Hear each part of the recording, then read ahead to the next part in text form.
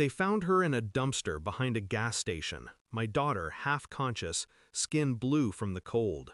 6 hours in freezing rain, 8 years old. The call came while I was in a Delta Force briefing. Sir, emergency services here. Your daughter's been located. Hypothermia, possible frostbite. Everything after that blurred, men's voices turning into static, the projector light cutting through the dark room like a blade. I remember standing, my chair fell backward, echoing like a gunshot. When I reached the hospital, she was a small shape wrapped in thermal blankets. Her lips trembled when she saw me. Daddy! The nurse said she'd been locked outside overnight, 20 degrees. Her stepfather told investigators she wouldn't stop crying for her real dad. She lost 3 toes. I didn't speak, didn't curse, didn't cry. My colonel looked at my face and said quietly, "Go handle your family emergency, soldier." He had no idea he'd just signed a death warrant. At the hospital, my ex-wife sat by the window. She didn't look at me.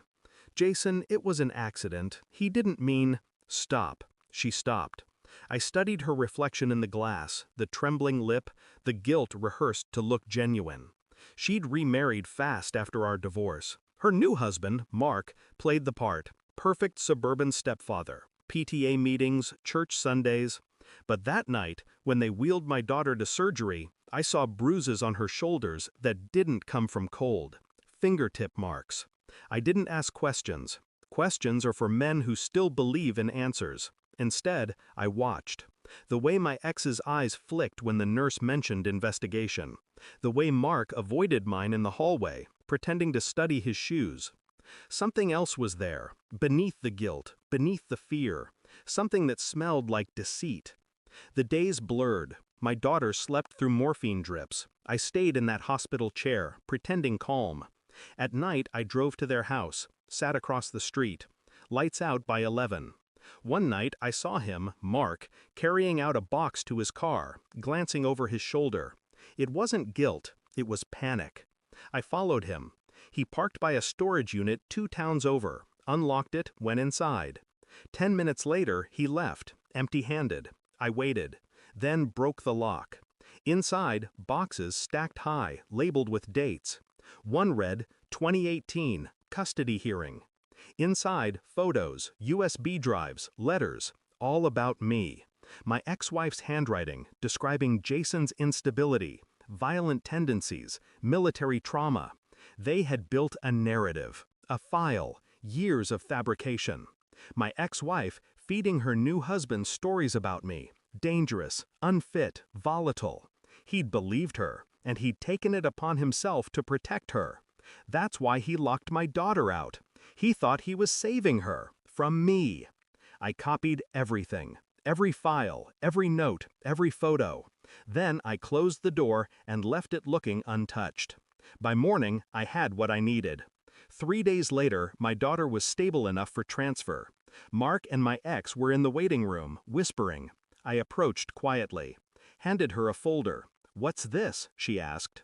"Everything you ever said about me," I said. "Every lie."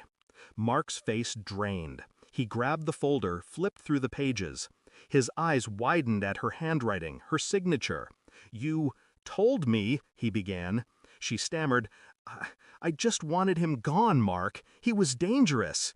"Dangerous?" he whispered. "You said he hit you." She shook her head violently. "I never said that." "You wrote it." Silence. I stood there, calm, watching the cracks spread through their marriage like fractures in glass. No shouting, no violence, just truth. Precise, surgical. Later that night, I returned to the storage unit with a sheriff's deputy and 2 child welfare officers. Chain of custody, evidence logged, custody hearing reopened.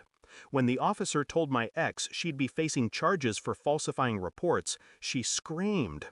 When they led Mark away for child endangerment, he looked at me, not with anger, but understanding. He'd been a pawn. "I didn't know," he whispered as they cuffed him. "I know," I said. That was my only mercy. My daughter sleeps peacefully now, her small hand resting in mine. The hospital smells like antiseptic and rain.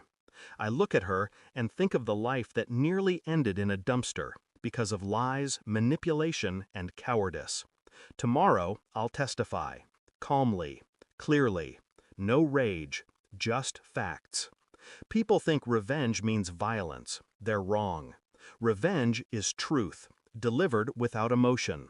It's the silence after the explosion, when the dust settles and only clarity remains. My ex will lose custody, her husband will face prison, and I'll walk out of that courtroom free of them both. Not victorious, just done. Some wars don't end with blood. They end when you finally stop caring who dies in the wreckage. And as the rain starts again outside her window, I realize I'm not angry anymore, just empty enough to be free. Thanks for watching. Don't forget to like, share, and comment.